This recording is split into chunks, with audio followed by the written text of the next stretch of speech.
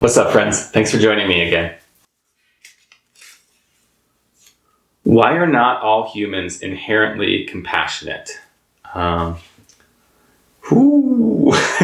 Questions about inherent behavior are so difficult because it's so hard to separate nature and nurture, right? So we live in societies, and so we're impacted by the societies that we live in. And it's very hard to say, like, well, what would we behave like if we weren't in those societies? And then, of course, we have to define what we mean by compassionate as well. Humans are inherently self-interested. That's just the way it works. We try to meet our own needs. But of course, we are social creatures. So it's often in our self-interest to be kind to others. In that sense, perhaps we are innately compassionate.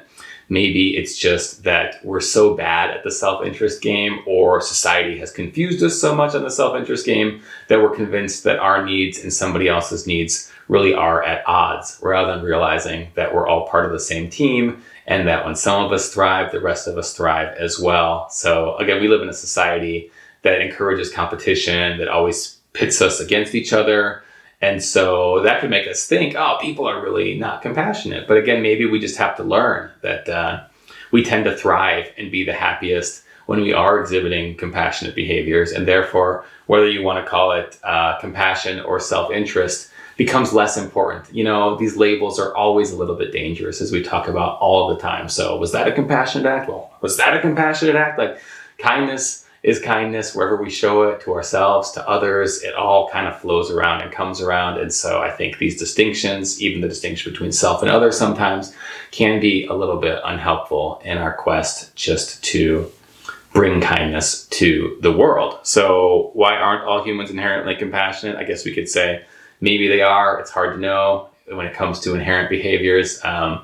But, you know, more important than asking these giant why questions that maybe we can't get to the bottom to without, you know, some sort of evolutionary psychologist lens or something, is just to say, hey, compassion is important to me. So I am going to lead with compassion whenever possible. This is the character trait that I am going to work to cultivate throughout my life. And I know that this is going to bring me joy. And I know this is going to bring joy to the others around me, and then, you know, perhaps it will catch on as well. So if we continue to model the behavior we hope that others engage in, yeah, sometimes we'll be betrayed, sometimes we'll be stabbed in the back, sometimes people will hurt us, but in the long run, that's going to be the best way to make the world a better place. So I appreciate the question. I wish you the best of luck bringing that compassion wherever you can. If any of you all have tips on cultivating compassion or obtaining a more compassionate mindset, please share them with us all in the comments. I appreciate you asking. I appreciate all of you tuning in, and I look forward to seeing you back here in the next one.